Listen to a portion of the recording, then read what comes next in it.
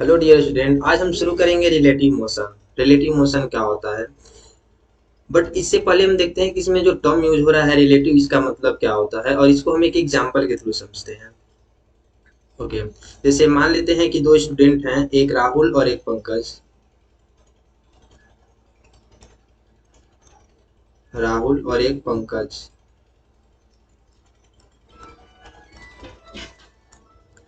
एक राहुल है और एक पंकज। राहुल की जो हाइट है वह 170 सेंटीमीटर है और जो पंकज की हाइट है वह 165 सेंटीमीटर है। अब यदि आपसे पूछें कि राहुल की हाइट पंकज रिलेटिव हाइट क्या है राहुल की पंकज के रिस्पेक्ट में, या इसी को दूसरे टर्म में पूछते हैं कि राहुल की पंकज के रिस्पेक्ट में हाइट कितनी अधिक है, तो आप बोलेंगे 5 सेंटीमीटर। बट इसे लिखते हैं पहले relative height.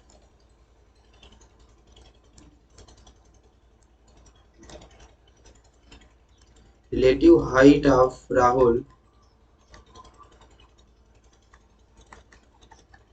With respect to Pankaj. कि राहुल का रिलेटिव हाइट क्या है पंकज के रिस्पेक्ट में, तो आप सिंपली क्या करेंगे कि पंकज की हाइट को राहुल की हाइट से माइनस कर देंगे और बोल देंगे कि 5 सेंटीमीटर अधिक है राहुल की हाइट। ओके। रिलेटिव मतलब ऐसे समझ जाइए कि एक रिफरेंस होता है कि यदि हम पंकज की हाइट को रिफरेंस मान रहे हैं, जैसे मान लीजिए राहुल की हाइट ये है और पंकज की हाइट ये है, तो हमें पता है कि जो हमारा रेफरेंस लाइन होता है वो हमेशा जीरो मानते हैं। रिलेटिव मतलब ये होता है कि यदि पंकज के रिस्पेक्ट में मुझे हाइट फाइंड आउट करना है, जिसका मतलब ये हुआ कि जो पंकज की हाइट है इसको हम क्या मानेंगे, रेफरेंस मानेंगे, और इस रेफरेंस से अब हम बताएंगे कि राहुल की हाइट कितनी है। तो ये हाइट हम बताएंगे और ये आएगा हमारा 5 सेंटीमीटर। लेकिन यदि हमें एक्चुअल में बताना है कि राहुल की हाइट कितनी है, तो जो पंकज की हाइट होगी उसको भी हमें इसमें ऐड करना होता है। तो रिलेटिव मतलब ये होता है कि पंकज की हाइट को रेफरेंस मान के ये हम बता दें कि राहुल की हाइट कितनी है। ओके, इसको एक और एग्जांपल लेते हैं। मान लेते हैं कि एक कार ए है जिसकी वेलोसिटी गिवन है वी ए, और एक कार बी है जिसकी वेलोसिटी गिवन है वी बी। अब यदि मुझे फाइंड आउट करना है रिलेटिव वेलोसिटी,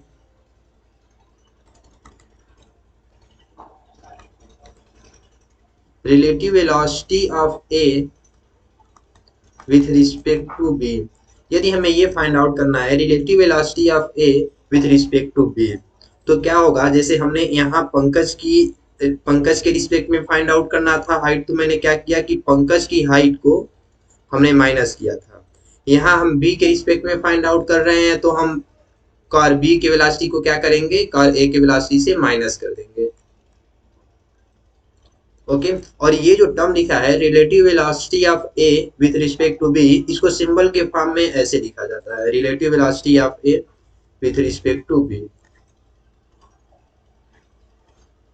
और ये होता है हमारा general formula of relative velocity का। Velocity of A with respect to B is equal to velocity of A minus velocity of b. यानी जिसके रिस्पेक्ट में हमें फाइंड आउट करना होता है रिलेटिव वेलोसिटी, उसकी वेलोसिटी को हम क्या करते हैं, माइनस करते हैं। बट जैसे कि हमने यहाँ इसको लॉजिक से प्रूव किया, ये हमने एक एग्जांपल लिया और ये हमने डायरेक्ट लिख दिया, बट क्या इसका कोई मैथमेटिकली प्रूफ होता है या कोई मैथमेटिकली एनालिसिस होता है, तो अब हम उसे देखते हैं कि मैथमेटिकली कैसे हम इस फार्मूले को अचीव करेंगे, अपडेट करेंगे। ओके।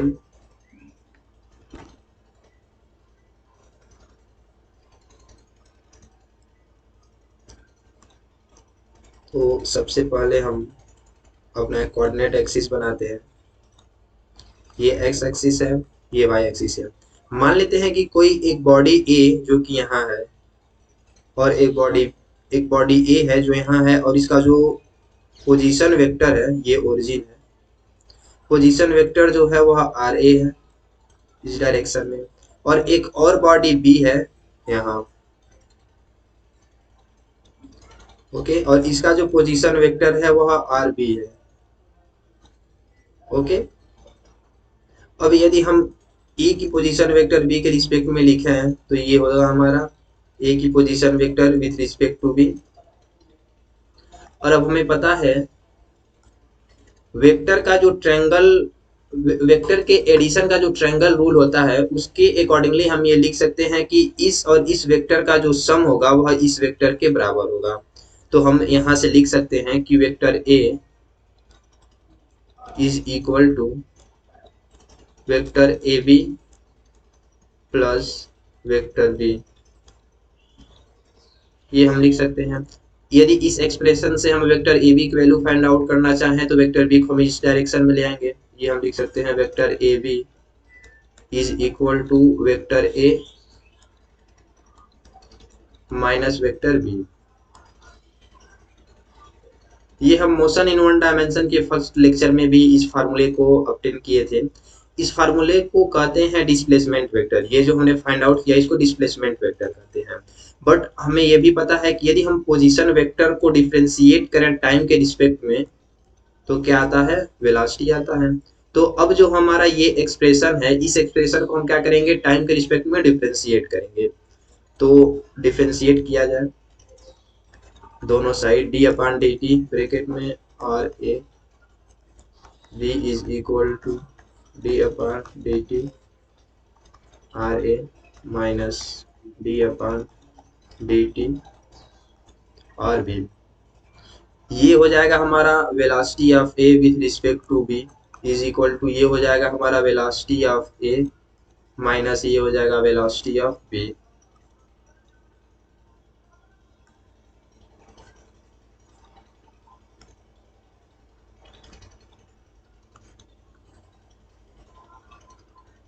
तो ये सेम फार्मूला मैथमेटिकली आ गया। तो देखिए जो रिलेटिव वेलोसिटी का जो फार्मूला होता है हम इस फार्मूले को यूज करेंगे। बट इस फार्मूले में जो जैसे हमने यहाँ देखा ये जो पंकज की हाइट हमने पंकज के रिस्पेक्ट में जब फाइंड आउट किया तो हमने पंकज की हाइट को राहुल की हाइट से माइनस किया था और पंकज की हाइट को रेफरेंस लाइन माना। रेफरेंस लाइन मतलब जीरो हाइट पर माना और उस तरीके इसको जीरो मानते हुए पंकज की हाइट को जीरो मानते हुए हमने बताया कि राहुल की हाइट कितनी है।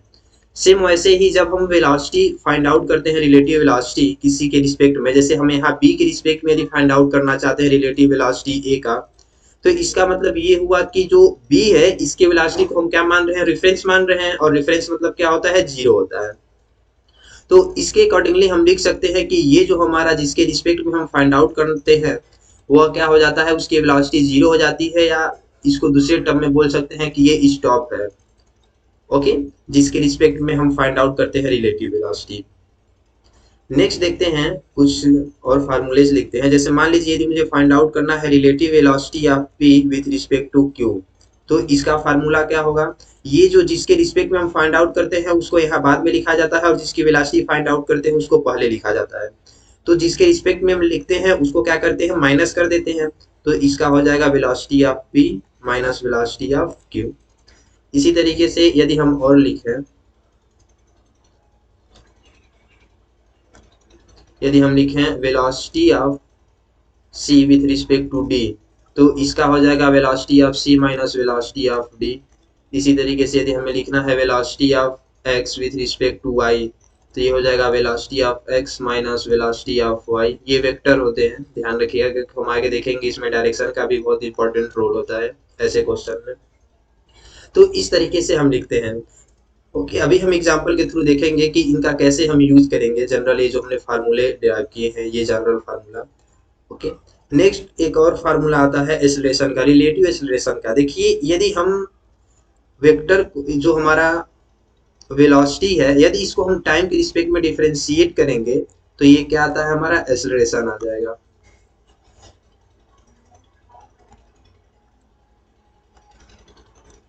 ओके, तो यदि हम इस एक्सप्रेशन को एक बार डिफरेंशिएट करें टाइम के रिस्पेक्ट में अगेन, तो ये कुछ इस फॉर्म में आ जाएगा, relative velocity of A with respect to B is equal to relative velocity of A minus relative velocity of relative acceleration of A। ठीक है, यानी relative acceleration of A with respect to B is equal to होता है relative acceleration of A minus relative acceleration of B। तो ये same formula हमारा acceleration के लिए भी होता है और वेलोसिटी के लिए भी होता है। नेक्स्ट अब हम देखते हैं कि ये जो हमने जनरल फार्मूले डिराइव किए हैं इसको कैसे हम यूज करते हैं क्वेश्चन के थ्रू।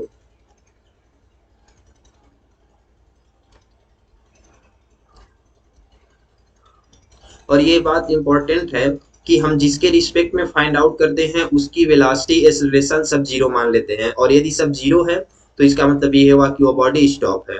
क्यों ऐसा कर रहे हैं? क्योंकि हम उसको रिफरेंस मान के चलते हैं कि यदि हम इसको रिफरेंस मान लें तो हमारा ए की क्या वेलोसिटी होगी। जैसे कि हमने यहाँ इस एग्जांपल में देखा कि जब हमने राहुल की हाइट कैलकुलेट की पंकज के रिस्पेक्ट में, तो पंकज की हाइट को क्या हमने मान लिया था? रिफरेंस मान लिया था। ओके, तो नेक्स्ट एक क्वेश्चन है। क्वेश्चन ये है कि two bodies a and b है travelling with the same speed. दो बॉडीज हैं तो सेम स्पीड से मूव कर रहे हैं in opposite direction. Okay, next मान लेते हैं कि एक बॉडी ए है और एक बॉडी बी है। मान लेते हैं कि बॉडी ए इस डायरेक्शन में मूव कर रहा है तो बॉडी बी इसके ठीक अपोजिट डायरेक्शन में मूव करेगा, और इसकी स्पीड गिवन है 100 मीटर पर सेकेंड। दोनों की सेम स्पीड है, गिवन है क्वेश्चन में।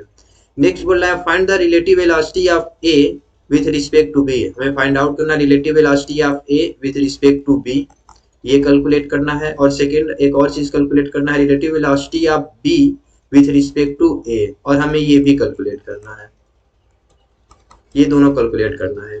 ओके, तो ऐसे क्वेश्चन को सॉल्व करने के लिए मुझे पता है जो हमारा फार्मूला होता है, जैसे relative velocity of A with respect to B is equal to relative velocity of A minus relative velocity of B.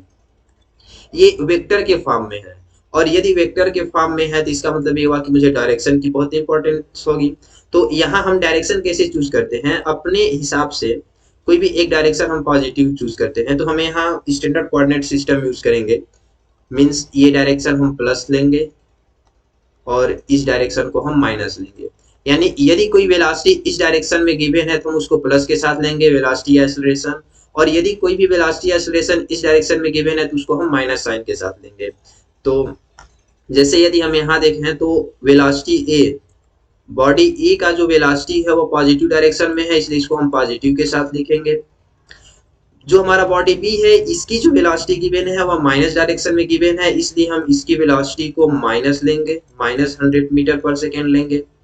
अब वैल्यू यहाँ पुट कर देंगे। हमें पता है relative velocity of A with respect to B is equal to होता है velocity of ए जो कि 100 है और वेलोसिटी ऑफ बी जो कि माइनस 100 है। ओके, और जब हम इसको कैलकुलेट करेंगे तो आ जाएगा 2000 मीटर पर सेकेंड। सेम ऐसे ही अब हमें कैलकुलेट करना है velocity of b with respect to a, तो इसका भी हम फार्मूला लिखेंगे तो हो जाएगा velocity of B minus velocity of a. Velocity of b given है हमारा माइनस 100 और वेलोसिटी ऑफ ए गिवन है हमारा 100, और इसको हम सिंप्लीफाई करेंगे तो आ जाएगा माइनस 2000 पर मीटर सेकेंड। तो यहाँ एक रिजल्ट आता है सामने जो कि हम नोट के फॉर्म में लिखेंगे, जो कि हमें याद रखने हैं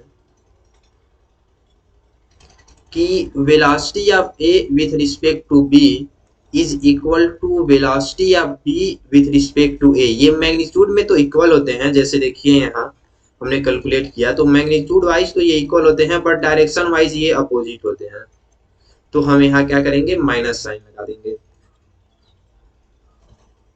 सेम ऐसे ही हम लिख सकते हैं acceleration, relative acceleration of A with respect to B is equal to minus times of relative acceleration of B with respect to A. Okay, next हम एक और एग्जांपल लेते हैं और समझते हैं कि इस फार्मूले को हम कैसे यूज करेंगे, जो जनरल फार्मूला हमने पढ़ा। देखिए ये एग्जांपल है, Anup is moving due to east. इस डायरेक्शन में मूव कर रहा है, इसका मतलब हुआ कि यहाँ डायरेक्शन है तो हमें पहले सबसे पहले तो हमें स्टैंडर्ड जो नोटेशन होता है डायरेक्शन का उसको हमें ड्रॉ कर लेना चाहिए। देखिए कभी भी क्वेश्चन में डायरेक्शन इन्वॉल्व होता है तो हमेशा इसी तरीके से ड्रॉ किया जाता है। अपवर्ड डायरेक्शन को हम लिखते हैं नॉर्थ, डाउनवर्ड डायरेक्शन को लिखते हैं हम साउथ साउथ, इस डायरेक्शन को हम लिखते हैं ईस्ट, और इस डायरेक्शन को क्या लिखा जाता है? वेस्ट। ये स्टैंडर्ड नोटेशन होता है, कभी भी आपको क्वेश्चन कभी भी मिलेगा या आपको कभी भी पेपर पर ड्रॉ करने हैं डायरेक्शन तो ऐसे ही आप ड्रॉ करेंगे, इसको याद कर लीजिएगा। बोल रहा है कि अनूप मूव कर रहा है इस डायरेक्शन में 1 मीटर पर सेकेंड की स्पीड से, वेलोसिटी से। तो इस डायरेक्शन में अनूप मूव कर रहा है किस वेलोसिटी से? 1 मीटर पर सेकेंड से। And Rahul is moving due to west, west के डायरेक्शन में मूव कर रहा है 2 मीटर पर सेकेंड से। यानी जो राहुल है वह इस डायरेक्शन में मूव कर रहा है 2 मीटर पर सेकेंड की स्पीड से। हमें कैलकुलेट करना है what is the velocity of Anup with respect to Rahul. हमें कैलकुलेट करना है अनूप की वेलोसिटी क्या होगी राहुल के रिस्पेक्ट में, ये मुझे कैलकुलेट करना है। तो सबसे पहले तो हम अपना डायरेक्शन चूज करेंगे, तो हम इस डायरेक्शन को प्लस मानेंगे, इस डायरेक्शन को हम माइनस मानेंगे। तो यदि हम लिखें वेलोसिटी ऑफ अनूप, अनूप की वेलोसिटी क्या होने वाली है, ये पॉजिटिव डायरेक्शन में गिवन है इसलिए ये पॉजिटिव होगी। ओके, नेक्स्ट अगर जो हम राहुल की वेलोसिटी देखें तो निगेटिव डायरेक्शन में गिवन है इसलिए ये -2 मीटर पर सेकेंड होगा। ओके, हमें कैलकुलेट करना है velocity of Anup with respect to Rahul, और हमें पता है अगर जो कोई ऐसा लिखा है तो इसका फार्मूला क्या होता है, जो बाद में लिखा है उसको हम माइनस कर देते हैं पहले वाले में से, तो ये हो जाएगा। अनूप की वेलोसिटी क्या गिवन है, अनूप की वेलोसिटी है 1 और राहुल की वेलोसिटी है -2। वैल्यू पुट करेंगे और सॉल्व करेंगे और ये आ जाएगा हमारा 3 मीटर पर सेकेंड।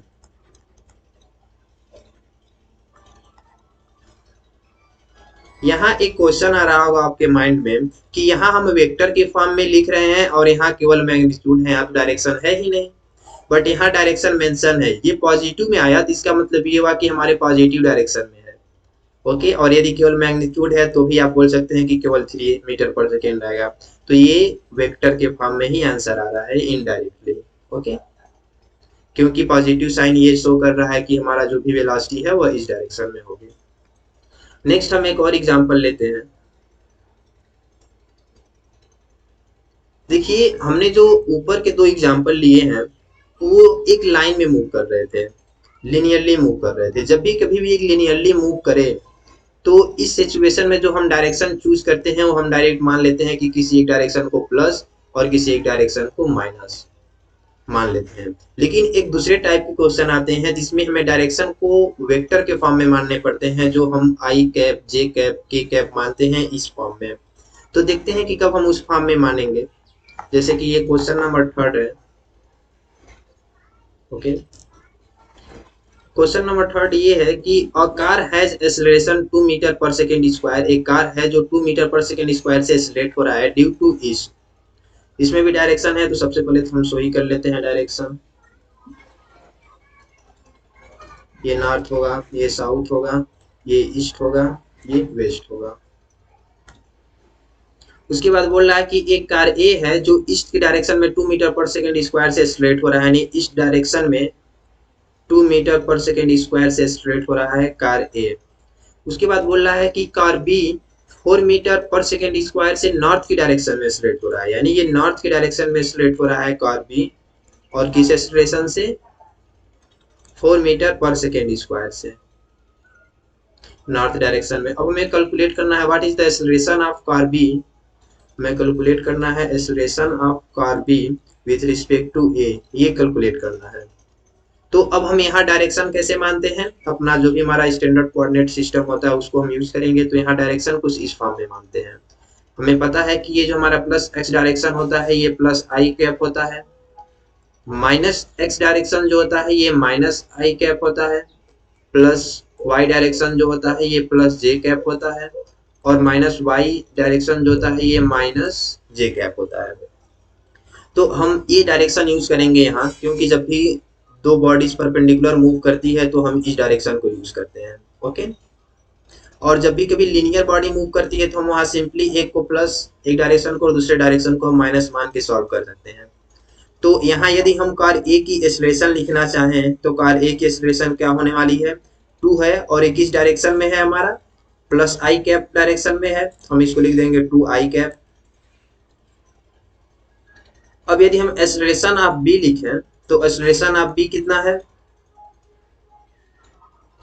ये प्लस जे डायरेक्शन में है 4, हम यहाँ लिख देंगे प्लस 4 जे कैप। सॉरी, हमें फाइंड आउट करना है acceleration of b with respect to a, और हमें पता है इसका फार्मूला हो जाएगा acceleration of B minus acceleration of a, ये हो जाएगा।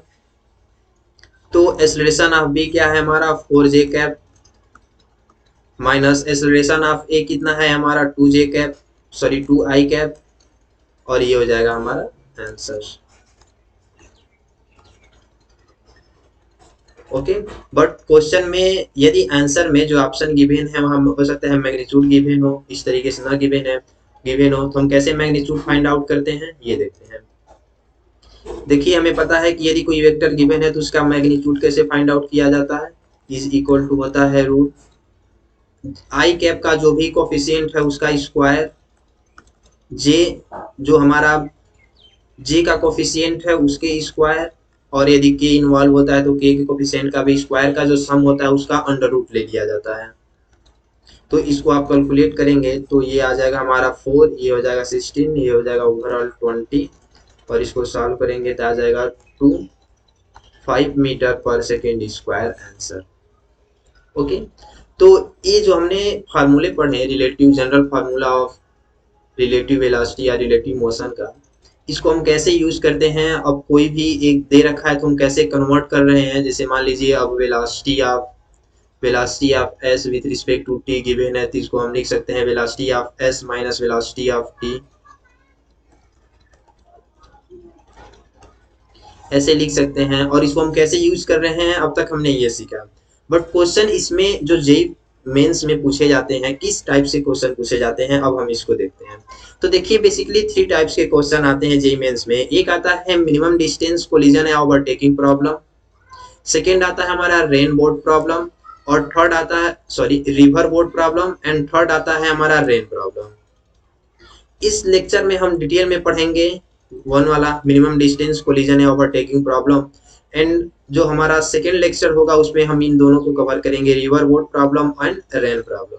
सो हम नेक्स्ट स्टार्ट करते हैं मिनिमम डिस्टेंस या कोलिजन या ओवरटेकिंग प्रॉब्लम। ओके। तो थोड़ा यहाँ जगह कम है इसलिए हम यहाँ यूज करते हैं, इससे किस टाइप से क्वेश्चन आते हैं। देखिए जो हमारा ये हेडिंग है minimum distance collision and overtaking problem, इससे किस तरीके से क्वेश्चन आते हैं और हम इसको कैसे सॉल्व करते हैं, इसको पहले हम एनालिसिस करते हैं, उसके बाद हम एग्जांपल के थ्रू उन कंसेप्ट को यूज करेंगे, देखेंगे कैसे सॉल्व करते हैं। बट उससे पहले थोड़ा सा एक एनालिसिस करते हैं।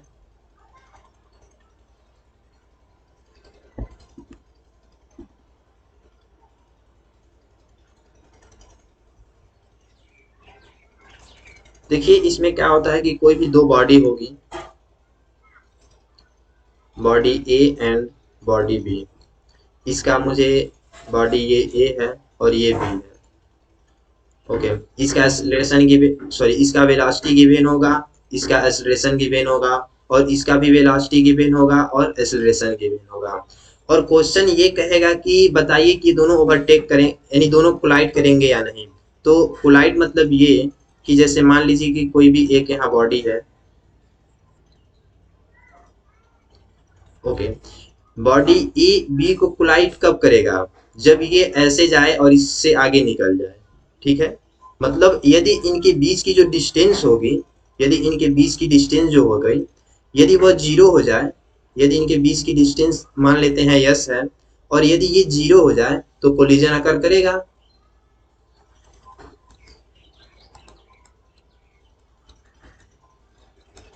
तो कोलिजन अकर करेगा। यदि इनके जो बीच की डिस्टेंस है यदि ये जीरो हो जाएगी तो इसका मतलब ये हुआ कि कोलिजन अकर करेगा। लेकिन मान लीजिए कि जो हमारा बॉडी ए है या जो भी कॉर ए है कॉर बी है, ये इस तरीके से मूव करे और यहाँ से आने के बाद इस तरीके से चला जाए। ये कैसे होगा, इधर वेलोसिटी गिवन होगी, इस डायरेक्शन में हमारा एक्सेलरेशन गिवन होगा। तो हो सकता है ये कुछ समय बाद जाए डिसलेट होते होते यहाँ जीरो हो जाए, उसके बाद इस डायरेक्शन में वेलोसिटी इंक्रीज होने लगे। तो इस ये सिचुएशन मुमकिन है। और इस सिचुएशन में क्या होता है कि जो हमारा बॉडी ए है वो यहाँ आ रहा है बस, और यहाँ से इधर चला जा रहा है। ओके। बट बॉडी बी भी मूव कर रहा होगा, लेकिन हम क्या करेंगे सॉरी गाइस, हम क्या करेंगे कि बॉडी ए का बी के रिस्पेक्ट में रिलेटिव वेलोसिटी फाइंड आउट करेंगे, और जब हम बी के रिस्पेक्ट में रिलेटिव वेलोसिटी फाइंड आउट करेंगे तो इसका मतलब ये हुआ कि बी क्या हो गया है, स्टॉप हो गया है। यानी मेरा कहने का मतलब ये है कि जैसे बॉडी ए है और ये बॉडी बी है, तो हम बॉडी ए का क्या करेंगे, बी के रिस्पेक्ट में हम वेलोसिटी फाइंड आउट करेंगे, ये फाइंड आउट करेंगे, और इसका हम एक्सेलरेशन भी फाइंड आउट करेंगे बी के रिस्पेक्ट में, तो इसका मतलब क्या हो जाएगा, हमारा बॉडी बी जो है ये स्टॉप हो जाएगा, बॉडी भी स्टॉप हो जाएगा। और इस सिचुएशन के बाद हम ये एनालिसिस कर रहे हैं कि अगर जो ये रुक गया है, बस ये मूव कर रहा है, तो इसको क्रॉस कर गया, तो इसका मतलब कोलिजन होगा। या हो सकता है कि एक ऐसा सिचुएशन हो कि ये यहाँ आए और यहाँ से ऐसे चला जाए। तो इसमें दो सिचुएशन बन सकते हैं, first situation and second situation. अब इनसे क्वेश्चन तीन तरीके से पूछता है। पहला ये पूछता है कि कोलिजन अकर करेगा या नहीं, तो इसके लिए हम क्या करेंगे, एस को जीरो करेंगे। अभी हम देखेंगे कि एस कैसे फाइंड आउट करेंगे, बट ये समझ जाए कि कोलिजन अकर करेगा यदि एस जीरो हो जाए किसी रियल टाइम के लिए। यदि किसी रियल टाइम के लिए यदि एस जीरो हो गया, तो इसका मतलब ये हुआ कि कोलिजन अकर करेगा। लेकिन यदि एस जीरो नहीं हो रहा है, ओके, ये कैसे मुझे पता चलेगा, तो हम अभी देखेंगे कि कैसे। यदि यहाँ से हम टी की वैल्यू फाइंड आउट करेंगे, अभी हम देखेंगे क्या होगा। और यदि वह टी रियल नहीं आ रहा है, रियल नहीं आ रहा, तो इसका मतलब ये हुआ कि कोलिजन अकर नहीं करेगा। और उस सिचुएशन में क्वेश्चन में ये पूछता है कि इसके बीच की मिनिमम डिस्टेंस बताइए, तो हमें ये डिस्टेंस कैलकुलेट करने की जरूरत होती है। ओके, और सेकेंड क्वेश्चन पूछता है कि ओवरटेकिंग टाइम बताइए, तो यहाँ से जो भी टाइम की वैल्यू आती है वही टाइम होता है हमारा ओवरटेकिंग टाइम। तो हम इसको थोड़ा एनालिसिस करते हैं। देखिए यहाँ हमने ये कैलकुलेट किया, उसके बाद ये कार ए है और ये हमारा बी है, ये ए है और ये बी है। मान लेते हैं कि ये जो ए है ये इस तरीके से मूव किया, किसी टाइम टी तक यहाँ तक आया। ओके, तो इस और इसने टी टाइम में एस डिस्टेंस कवर किया, और इनिशियली गिवन होगा कि इसके बीच की क्या डिस्टेंस है। मान लेते हैं कि इनके बीच का जो इनिशियली डिस्टेंस है वो क्या है, डी गिवन है। और किसी टाइम टी पर इनके बीच का जो डिस्टेंस हो रहा है वह मान लेते हैं कि कैपिटल एस है। ओके, तो हमें पता है कि y प्लस एस का ये जो सम होगा ये d के बराबर होगा, यानी y plus S is equal to D हो जाएगा। तो हम यहाँ से s की वैल्यू फाइंड आउट करेंगे, s is equal to D minus Y होगा। देखिए ये d की वैल्यू तो क्वेश्चन में गिवन होगा, हम y की वैल्यू कैसे सॉरी गाइस, हम y की वैल्यू कैसे फाइंड आउट करेंगे। ये जो हमारा बॉडी, ये जो हमारा कार ए है, इसका u गिवन है, एक्सेलरेशन गिवन है, और हम t एज्यूम कर रहे हैं, t मान लेते हैं कि t टाइम तक यहाँ तक y डिस्टेंस कवर किया है। तो हमें चार इंफॉर्मेशन गिवन है और हम ये फार्मूला यूज करेंगे, y is equal to U T plus half A T square. इस फार्मूले से हम y की वैल्यू कैलकुलेट करेंगे और इसमें पुट करेंगे, और हम देखेंगे कि जब हम ये सॉल्व करेंगे तो ये जो s आएगा ये फंक्शन ऑफ t आएगा। अभी हम एग्जांपल के थ्रू देखेंगे, तो ये क्या आएगा, ये फंक्शन t आएगा, क्योंकि ये देखिए ये कांस्टेंट होगा, d की वैल्यू गिवन होगा, कांस्टेंट होगा, या जैसे 50 मीटर दे सकता है, 10 मीटर दे सकता है, एंड सो ऑन। और ये जो y की वैल्यू आ रही है, ये देखिए t में फंक्शन आ रहा है, और ये भी ये जो आएगा ये क्वाड्रेटिक इक्वेशन आएगा, यानी ये जो एफ टी होगा ना ये क्वाड्रेटिक इक्वेशन होगा। तो हम यहाँ लिख लेते हैं एस क्या होगा, एक क्वाड्रेटिक इक्वेशन होगा, तो कुछ इस फॉर्म में होगा। ठीक है, अभी हम सॉल्व करेंगे तो देखेंगे कि ये जो अभी एग्जांपल के थ्रू देखेंगे कि ये जो यस होता है ये क्या आता है, एक क्वाड्रेटिक इक्वेशन आ जाता है। ओके, अब ये क्वाड्रेटिक इक्वेशन आने के बाद अब हम चेक करेंगे, दोनों सिचुएशन लेंगे कि कब कोलिजन करेगा कब नहीं। तो इसके लिए हमें क्या करना पड़ता है, कोलिजन अकर करेगा, कोलिजन अकर करेगा यदि क्या हो जाए, ये जीरो हो जाए, तो हम सिंपली क्या करेंगे, इसको जीरो के बराबर कर देंगे। तो यहाँ लिख लेते हैं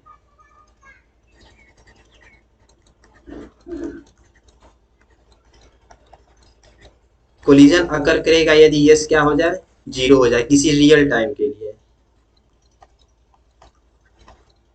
रियल टाइम के लिए। तो हम सिंपली जो हमारा गिवन है s a T square plus B T plus c, इसको हम यहाँ पुट करेंगे, तो ये हो जाएगा a T square plus B T plus C is equal to zero.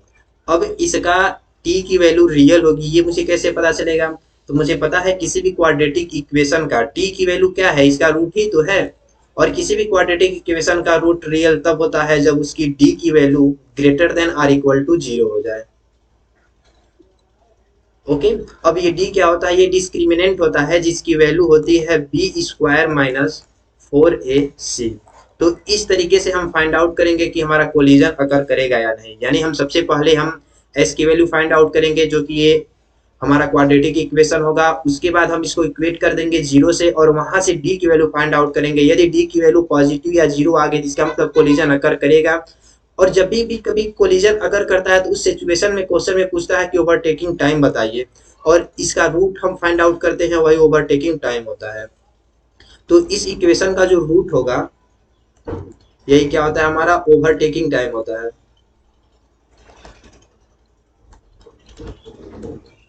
Overtaking time होता है।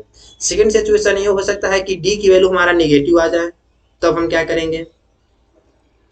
तो यदि हमारा डी की वैल्यू नेगेटिव आ जाती है तो उस केस में हमारा जो बॉडी है वह कोलाइड नहीं करता है, बल्कि ये सेकेंड वाला केस आता है, ये वाला केस। और उस समय हमें क्या पूछता है क्वेश्चन में कि इनके बीच की मिनिमम डिस्टेंस बताइए। मिनिमम डिस्टेंस क्या होगी। तो मिनिमम डिस्टेंस फाइंड आउट करने के लिए हम क्या करते हैं कि ये एक एक्सप्रेशन है, इस एक्सप्रेशन की मिनिमम डिस्टेंस क्या होगी, कैसे हम फाइंड आउट करेंगे। तो देखिए जैसे हमें यहाँ लिखे पहले expression s is equal to a T square plus B T plus c. इस एक्सप्रेशन के मिनिमम वैल्यू फाइंड आउट करने के लिए क्या करते हैं कि टाइम के रिस्पेक्ट में हम क्या करेंगे, इसको डिफरेंशिएट करेंगे D S upon D T. तो जब हम इसको डिफरेंशिएट करेंगे तो कुछ ये आ जाएगा और इसको इक्वेट कर देंगे जीरो से। ये मिनिमम या मैक्सिमम फाइंड आउट करने का किसी भी एक्सप्रेशन का एक मेथड होता है जो आप मैथमेटिक्स टूल्स में डिटेल में पढ़े होंगे। मिनिमम वैल्यू फाइंड आउट करने के लिए क्या करते हैं कि इसको वेरिएबल के रिस्पेक्ट में डिफरेंशिएट करते हैं और उसको इक्वेट करके जीरो से हम यहाँ से टी की वैल्यू फाइंड आउट करते हैं। तो टी की वैल्यू कुछ ये आ जाएगी और उसके बाद इस टी की वैल्यू को हम इस एक्सप्रेशन में पुट करते हैं और जो भी वैल्यू आता है वही हमारा एस मिनिमम होगा। ओके, तो गाइस हमने यहाँ जो भी डिस्कस किया है इसको हम एक एग्जांपल के थ्रू वेरीफाई करते हैं। ओके, हमने यहाँ जो भी डिस्कस किया उसको एक बार एनालिसिस कर लेते हैं। देखिए इसमें क्या होता है कि मिनिमम डिस्टेंस कोलिजन या ओवरटेकिंग प्रॉब्लम में सबसे पहले मुझे चेक करने की जरूरत होती है कि कोलिजन अकर करेगा या नहीं। तो इसके लिए हम क्या करते हैं कि इसमें कोई भी दो बॉडी होगा जिसका मोशन देगा, हम क्या करेंगे किसी एक का किसी दूसरे के रिस्पेक्ट में relative velocity and acceleration find out करेंगे तो दूसरा बॉडी स्टॉप हो जाएगा। उसके बाद हम क्या करेंगे कि मान लेंगे किसी टी टाइम में उसने वाई डिस्टेंस कवर किया, वाई की वैल्यू फाइंड आउट करते हैं UT plus half A T square से और मान लेते हैं कि टी टाइम बाद उसके बीच की डिस्टेंस एस है और एस की वैल्यू फाइंड आउट करते हैं S is equal to D minus Y होता है, वाई की वैल्यू हमने फाइंड आउट किया है। तो ये जो एस आता है ये एक टी में पॉलिनोमियल आता है जो कि इस फॉर्म में होता है a T square plus B T plus C.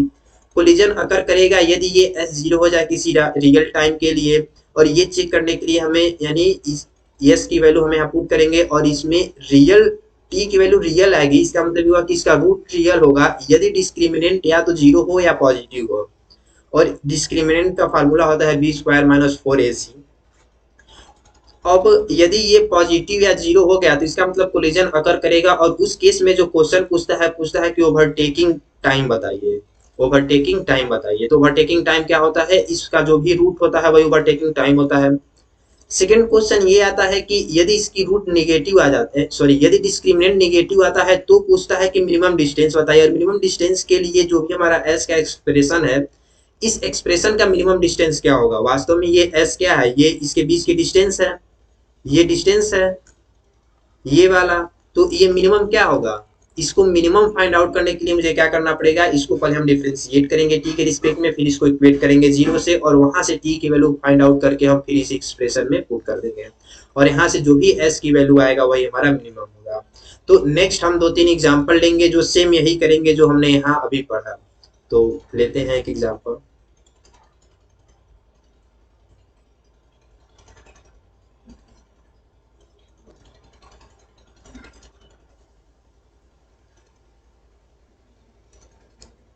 Okay, तो एग्जाम्पल 5 ये है कि कार ए है और एक कार बी है। एक कार गिवन है ए और एक कार गिवन है B.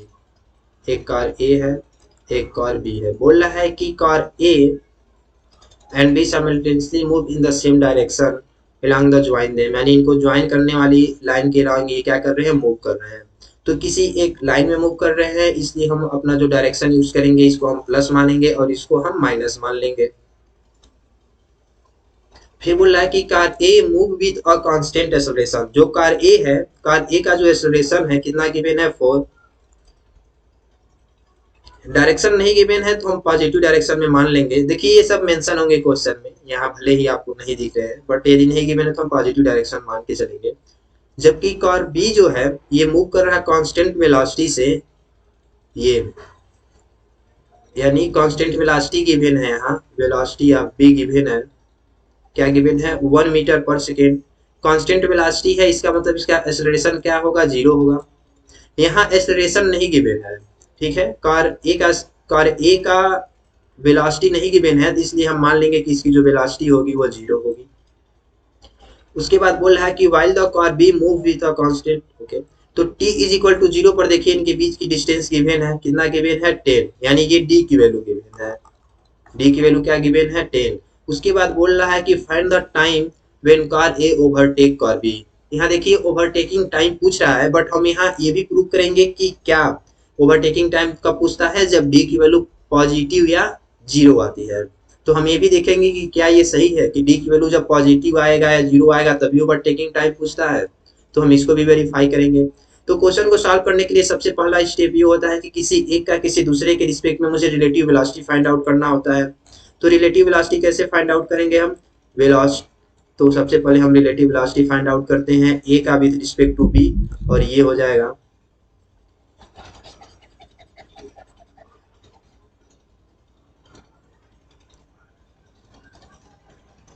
Relative velocity of A with respect to B is equal to हो जाएगा velocity of A minus velocity of b. A की वेलोसिटी क्या गिवन है 0, बी की क्या वेलोसिटी गिवन है 1 प्लस 1, क्योंकि प्लस डायरेक्शन में है इसलिए यहाँ 1 हो जाएगा, और ये आ जाएगा -1 मीटर पर सेकेंड। सेकेंड आ रहा है हमारा acceleration of A with respect to B. तो ये हो जाएगा acceleration of A minus acceleration of b. Acceleration of a क्या गिवन है 4, प्लस डायरेक्शन में प्लस के साथ लेंगे, और एक्सेलरेशन ऑफ बी क्या है 0, और ये हो जाएगा हमारा 4 मीटर पर सेकेंड। ओके। फिर सेकेंड स्टेप ये होता है कि हम y की वैल्यू फाइंड आउट करते हैं, यानी अब हम क्या है, हमारा क्वेश्चन कुछ इस तरीके से हो गया कि एक बॉडी a है और एक बॉडी b है। अब ये जो बॉडी b है ये स्टॉप हो गई है, क्योंकि हमने यहाँ रिलेटिव वेलोसिटी फाइंड आउट कर लिया है भी A B and A B. अब हम मानेंगे कि किसी टाइम t तक ये मान लेते हैं कि यहाँ तक आया है, किसी टाइम t तक ये y डिस्टेंस कवर किया।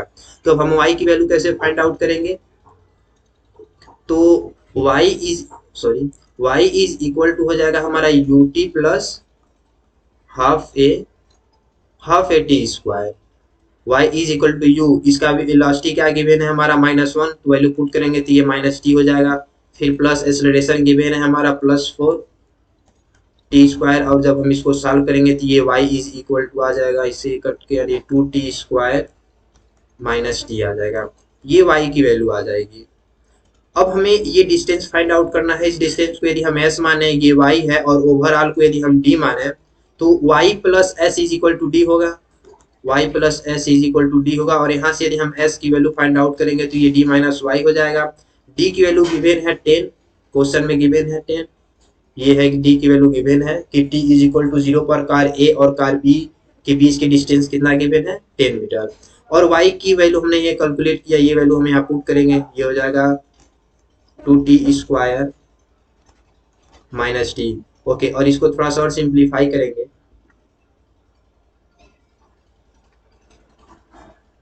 इसको थोड़ा और सिंप्लीफाई करेंगे तो जो s की वैल्यू आई, s की वैल्यू हो जाएगी 10 minus 2t square plus T. देखिए हमने ऊपर बोला था कि जो यस होगा ये कुछ इस फॉर्म में आएगा, जो भी हमारा यस होगा ये इस फॉर्म में आता है, और देखिए उसी फॉर्म में आया है, ये टी का क्वाड्रेटिक आता है, ठीक है ना, यानी टी में ये सेकेंड ऑर्डर का पॉलिनोमियल आता है। अब क्वेश्चन ये है कि अब हमें फाइंड आउट करना है कि कोलिजन अकर करेगा या नहीं। तो कोलिजन अकर करेगा यदि इसका डिस्क्रिमिनेंट क्या हो जाए 0 हो जाए, तो हम सबसे पहले क्या करेंगे s इक्वल टू 0 लिखेंगे, उसके बाद s की वैल्यू यहाँ लिखेंगे तो ये हो जाएगा 10 minus 2t square plus t is equal to 0। इसमें से हम माइनस कॉमन लेके इसको ऐसे भी लिख सकते हैं, या इसको हम ऐसे लिख दे रहे हैं 2t² - t is equal to 0। यहाँ माइनस का मान लेके उधर कर दिए हैं इसको प्लस बनाने के लिए। ओके, अब हम क्या करेंगे कि इसको अब हम d की वैल्यू फाइंड आउट करेंगे। d इज इक्वल टू होता है b² - 4ac, और इसको हम इक्वेट करते हैं at² plus bt plus c is equal to 0 से। तो एक b की वैल्यू क्या है हमारा -1, हम यहाँ पुट करेंगे -1 का होल स्क्वायर। फिर a की वैल्यू क्या है हमारा +2, c की वैल्यू क्या है हमारा -10, और इसको आप कैलकुलेट करेंगे तो आ जाएगा हमारा +81, जो कि ग्रेटर देन 0 है। यदि d की वैल्यू पॉजिटिव आ गया इसका मतलब ये कोलिजन अकर करेगा, और यदि कोलिजन अकर करेगा तो क्वेश्चन में क्या पूछेगा, ओवरटेकिंग टाइम, और ओवरटेकिंग टाइम जो t होगा वो क्या होने वाला है, इस इक्वेशन का जो भी रूट आएगा यानी जो भी t की वैल्यू आएगी वही हमारा ओवरटेकिंग टाइम होगा। तो अब क्वेश्चन ये है कि इस इक्वेशन को हम कैसे सॉल्व करेंगे। तो मुझे पता है कि कोई भी क्वाड्रेटिक इक्वेशन को हम कैसे सॉल्व करते हैं। और जो कोई एक क्वाड्रेटिक इक्वेशन गिवन है 2t² - t - 10 is equal to 0, तो इसको कैसे सॉल्व करते हैं। सॉल्व करने का मेथड आपको पता है 2t² - 5t plus 4t - 10 is equal to 0। ये सॉल्व करेंगे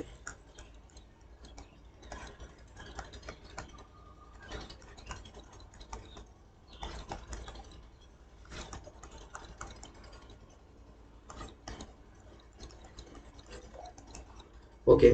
इसको यहाँ से हम t की जब वैल्यू फाइंड आउट करेंगे तो यहाँ से आएगा t इज इक्वल टू 5/2, एक ये वैल्यू आएगा, और यहाँ से हम t की वैल्यू फाइंड आउट करेंगे तो t की वैल्यू माइनस आएगा। हमें पता है कि t की वैल्यू कभी भी माइनस नहीं हो सकता, इसलिए हम t की वैल्यू यहाँ से कैलकुलेट करेंगे। ये आ जाएगा t की वैल्यू, यहाँ से जो हमारा t की वैल्यू आएगा ये क्या हो जाएगा 2.5 सेकेंड। t की दो वैल्यू आती है, ये वैल्यू एक्सेप्ट करेंगे, इस वैल्यू को हम एक्सेप्ट नहीं करेंगे। ओके, तो t is equal to 2.5 second आएगा। तो ओवरटेकिंग टाइम क्या होने वाला है, t is equal to 2.5 second. तो हमने यहाँ वही किया जो पहले हमने डिस्कस किया था। हमने क्या किया, सबसे पहले s की वैल्यू फाइंड आउट की, ये एक क्वाड्रेटिक इक्वेशन आया, उस क्वाड्रेटिक इक्वेशन का d फाइंड आउट किया, देखा d पॉजिटिव है कि नेगेटिव है। यदि पॉजिटिव है तो इसका मतलब कोलाइड कर जाएगा, और कोलिजन के डिवीजन में मिनिमम डिस्टेंस नहीं पूछता है, क्योंकि मिनिमम डिस्टेंस तो वहाँ ऑलरेडी 0 हो जाती है जो कोलाइड कर गया, तो इसलिए मिनिमम डिस्टेंस नहीं पूछता है, पूछता है ओवरटेकिंग टाइम क्या होने वाला है। और ओवरटेकिंग टाइम के लिए हम क्या करते हैं, सिंपली उस गिवन है उसका रूट फाइंड आउट करते हैं। देखिए क्या किया जाता है कि जब अब ओके ठीक है, हम इसका एक और एग्जांपल लिखते हैं, उसमें देखते हैं कि अगर जो डिस्क्रिमिनेंट नेगेटिव आता है तो क्या करते हैं। तो देखिए यहाँ एक और क्वेश्चन है, क्वेश्चन नंबर 4 देखते हैं। देखिए क्वेश्चन 4 में क्या गिवन है कि एक कार ए है जिसकी वेलोसिटी गिवन है प्लस डायरेक्शन में, यानी एक कार ए है जिसकी वेलोसिटी गिवन है हमारा प्लस एक्स डायरेक्शन में, और इसकी एक्सेलरेशन गिवन है हमारा प्लस एक्स डायरेक्शन में। इस कार ए का जो एक्सेलरेशन है हमारा ए भी गिवन है प्लस एक्स डायरेक्शन में। कार बी है जिसकी वेलोसिटी गिवन है हमारा माइनस एक्स डायरेक्शन में, एक कार हमारा बी है और इसकी वेलोसिटी गिवन है हमारी माइनस एक्स डायरेक्शन में, और ये हो जाएगा हमारा 1 मीटर पर सेकेंड वेलोसिटी ऑफ बी। और इसका जो एक्सेलरेशन गिवन है वो हमारा पॉजिटिव डायरेक्शन में गिवन है 2 मीटर पर सेकेंड स्क्वायर से। Okay, at a time t is equal to 0, और गिवन है t इज इक्वल टू 0 पर इनके बीच की डिस्टेंस गिवन है 50 मीटर। ओके, अब क्वेश्चन ये है, क्वेश्चन फर्स्ट ये पूछ रहा है कि हमें फाइंड आउट करना है कि कोलिजन अकर करेगा या नहीं, पार्ट फर्स्ट पार्ट है। और सेकेंड पार्ट ये है कि यदि कोलिजन अकर नहीं करता है तो बताइए इनके बीच की मिनिमम डिस्टेंस क्या होने वाली है। तो इसके लिए हमें क्या करना पड़ता है, सबसे पहले रिलेटिव वेलोसिटी फाइंड आउट करनी है। रिलेटिव वेलोसिटी के लिए सबसे पहले हम लिखते हैं कि velocity of A plus. Okay, तो पहले हमें यहाँ डायरेक्शन चूज करना पड़ता है, ये प्लस, इसको मान लेते हैं हम माइनस। तो वेलोसिटी ऑफ ए कितना गिवन है, ओके, तो वेलोसिटी ऑफ ए हमारा गिवन है 4 प्लस डायरेक्शन में। ओके, और वेलोसिटी ऑफ बी क्या गिवन है हमारा, velocity of B minus direction में गिवन है। तो यदि हम relative velocity of A with respect to B find out करना चाहें तो velocity of A minus velocity of B हो जाएगा। ए की वैल्यू हमारा 4 है, बी की वैल्यू -1 है, और इसको कैलकुलेट करेंगे तो आ जाएगा हमारा 5 मीटर पर सेकेंड। नेक्स्ट यदि हम देखें एक्सेलरेशन जो होगा हमारा, यदि ए बॉडी ए का जो एक्सेलरेशन गिवन है हमारा, ये प्लस डायरेक्शन में गिवन है 1, इसलिए यहाँ हो जाएगा 1। एंड एक्सेलरेशन ऑफ बी, जो हमारा कॉर बी का एक्सेलरेशन गिवन है वह पॉजिटिव डायरेक्शन में गिवन है 2 मीटर पर सेकेंड स्क्वायर, तो ये हो जाएगा 2 मीटर पर सेकेंड स्क्वायर। अब हम कार ए का बी के रिस्पेक्ट में रिलेटिव एक्सेलरेशन फाइंड आउट करते हैं, तो ये हो जाएगा acceleration of A minus acceleration of B. तो कॉर ए का जो एक्सेलरेशन होगा ये हो जाएगा 1 माइनस कॉर बी का जो एक्सेलरेशन है v2 है, पॉजिटिव 2 है, और ये कैलकुलेट करेंगे तो आ जाएगा 1 मीटर पर सेकेंड स्क्वायर। उसके बाद हम क्या करते हैं कि हम अपना y फाइंड आउट करते हैं। तो हमारा क्वेश्चन कुछ इस तरीके से कन्वर्ट हो गया है कि जैसे हमारा एक बॉडी सॉरी एक कार ए है और एक कार बी है, और ये इस समय स्टॉप है। ये हो जाएगा हमारा, इसकी हमने इसकी हमने वेलोसिटी फाइंड आउट किया है ए विथ रिस्पेक्ट टू बी, और एक्सेलरेशन फाइंड आउट कर लिया। अब ये मूव करेगा और ये हमारा स्टॉप है। मान लेते हैं कि किसी टाइम टी तक ये यहाँ तक आया, y डिस्टेंस कवर किया है, और इस समय इसके बीच की डिस्टेंस गिवन है हमारा 50। इसके बीच की डिस्टेंस हमारा गिवन है 50। ओके, इसके बीच की डिस्टेंस हमारा गिवन है 50 metre.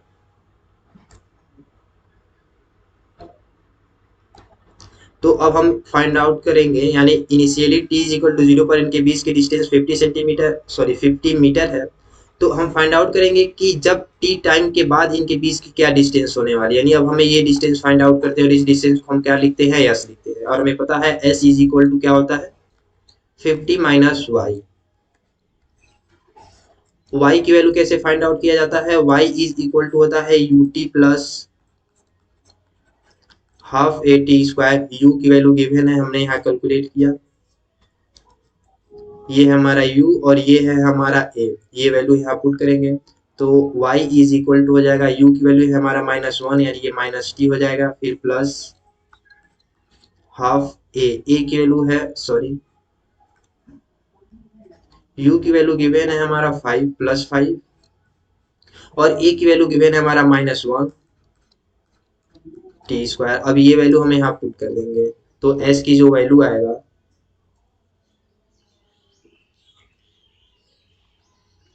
s is equal to 50 minus Y. Okay, y की जो वैल्यू है, y की value 5t minus half T square है, तो ये वैल्यू हम यहाँ लिखेंगे 5t minus half T square. इसको थोड़ा सिंप्लीफाई करेंगे तो आ जाएगा 50 minus 5t plus half T square, ये हो जाएगा s। अब सेकेंड स्टेप ये हम फाइंड आउट करेंगे कि कोलिजन अकर करेगा या नहीं। तो कोलिजन के लिए मुझे पता है कि जो s है इसको हम इक्वेट करेंगे 0 से, और फिर फाइंड आउट करेंगे कि उसकी डिस्क्रिमिनेंट क्या है। यदि डिस्क्रिमिनेंट पॉजिटिव आया तो इसका मतलब ये हो कि कोलिजन अकर करेगा, और यदि निगेटिव आया तो इसका मतलब कोलिजन अकर नहीं करेगा। तो हम कोलिजन के लिए क्या करेंगे,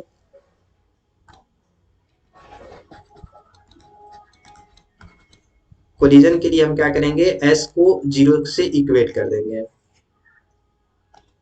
तो अब s की वैल्यू यहाँ पुट करेंगे तो ये हो जाएगा 50 minus 5t plus half T square is equal to 0।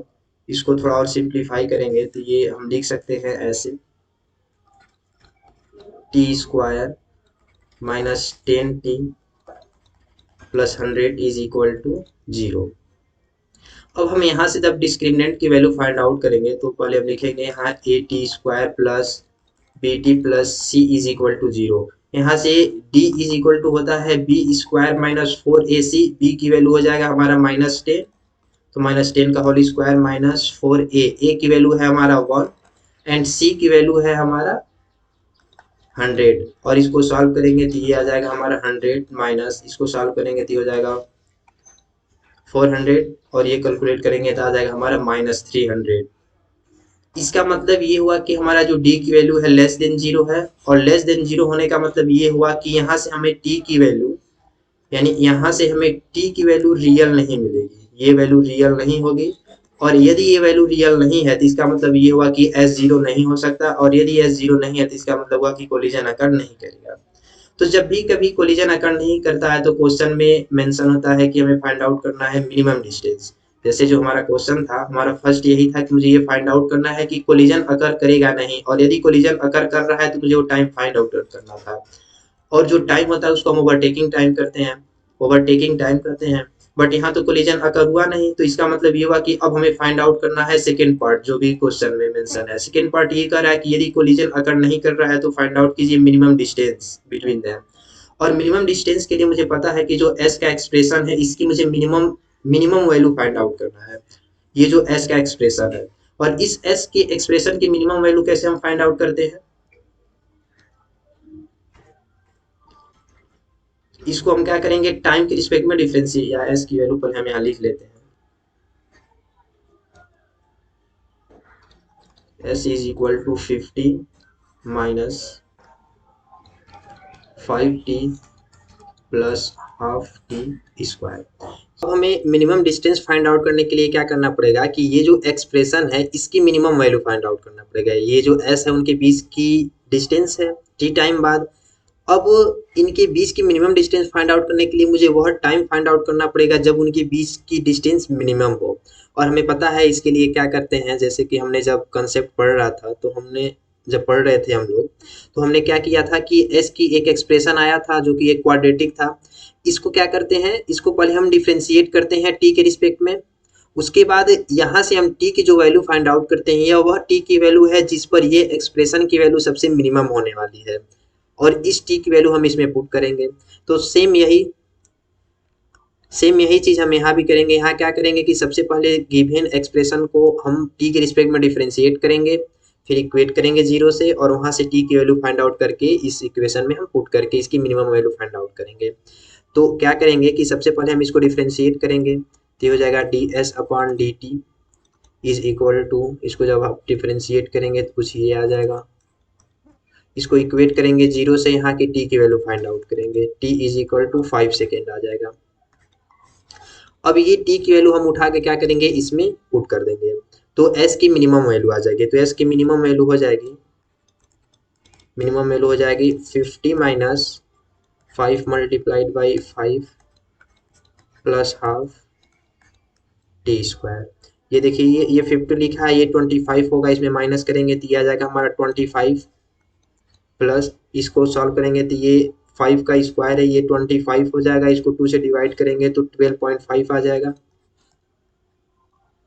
और इसको सॉल्व करेंगे तो ये आ जाएगा 37.5 मीटर।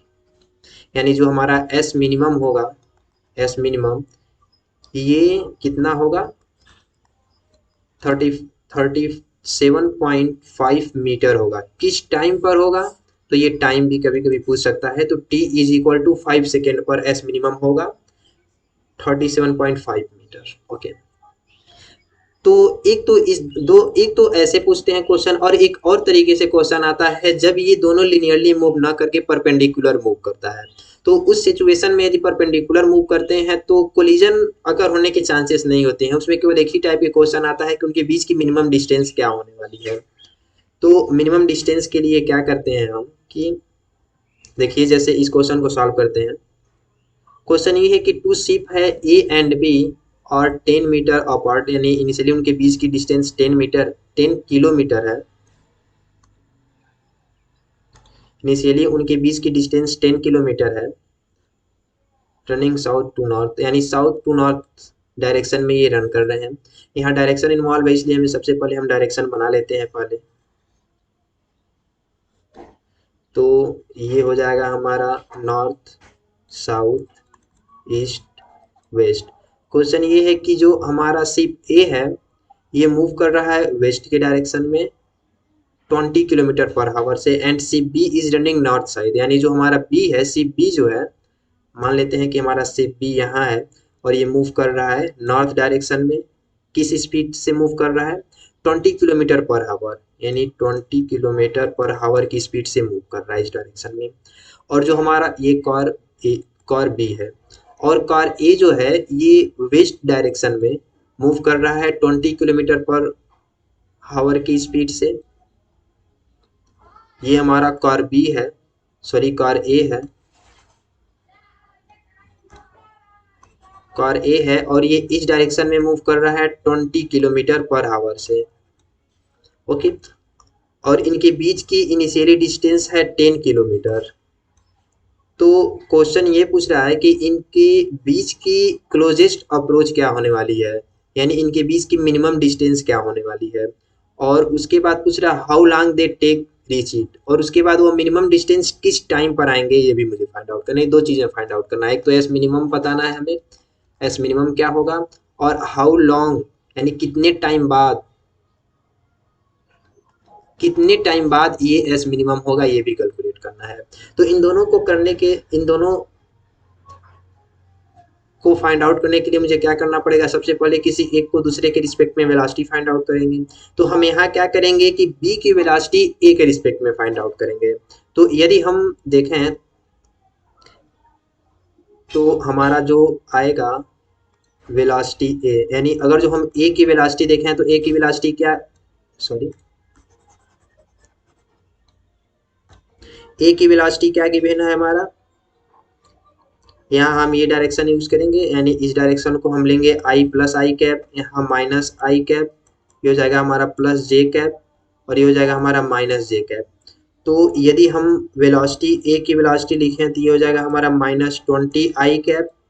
यदि हम v की वेलोसिटी लिखें तो v की वेलोसिटी हो जाएगा हमारा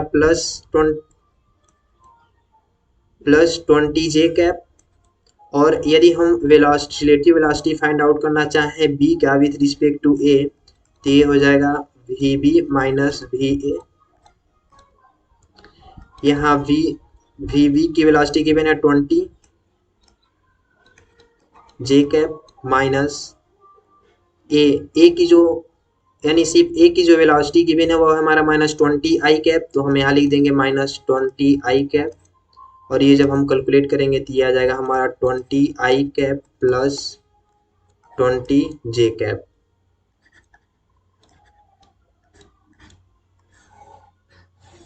ये हो जाएगा वेलोसिटी। तो यदि हम इसको रिड्रॉ करें एक बार और, तो हम क्या देखेंगे कि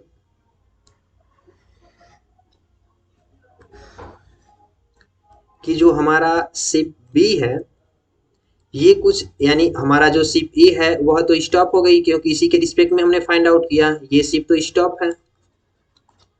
और जो हमारा शिप बी है वह कुछ इस तरीके से मूव करेगा, क्योंकि इसमें कुछ वेलोसिटी इस डायरेक्शन में है, कुछ वेलोसिटी इस डायरेक्शन में है। और ये एंगल कितना होगा, अगर जो हम ये एंगल फाइंड आउट करना चाहें यहाँ से तो क्या होता है, एंगल कैसे फाइंड आउट करते हैं, tan theta is equal to y upon x, यानी जे का जो भी कॉफिशिएंट है वो लिखते हैं, फिर आई का जो भी कॉफिशिएंट है उसको एक्स माना जाता है, इसको सॉल्व करेंगे 1 आएगा, और थीटा इज इक्वल टू आ जाएगा हमारा 45।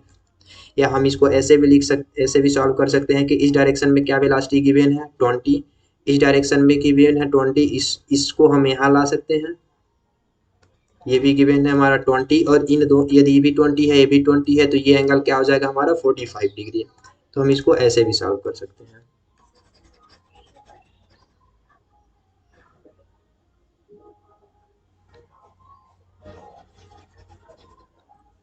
ओके, तो अब हमें फाइंड आउट करना है कि मिनिमम डिस्टेंस क्या होने वाला है। तो जो हमारा बी है वह इस तरीके से मूव करेगा, और ई और बी के बीच की मिनिमम डिस्टेंस क्या होगी, देखिए जैसे यदि कोई एक पॉइंट है और यहाँ कोई एक लाइन है, तो इस लाइन और इसके बीच की डिस्टेंस ऐसे हो सकती है, बट मिनिमम डिस्टेंस तब होगी जब इस पॉइंट से इस पर एक परपेंडिकुलर ड्रॉ करेंगे, यानी इनके बीच की मिनिमम डिस्टेंस तब होगी जब यहाँ से हम एक परपेंडिकुलर ड्रॉ करेंगे। वैसे तो कार यहाँ है तो इसके बीच की डिस्टेंस ये हो जाएगी, यदि कार यहाँ है तो इसके बीच की डिस्टेंस ये होगी, लेकिन सबसे शॉर्टेस्ट पाथ तब होगी जब ये दोनों एक दूसरे पर परपेंडिकुलर होंगे।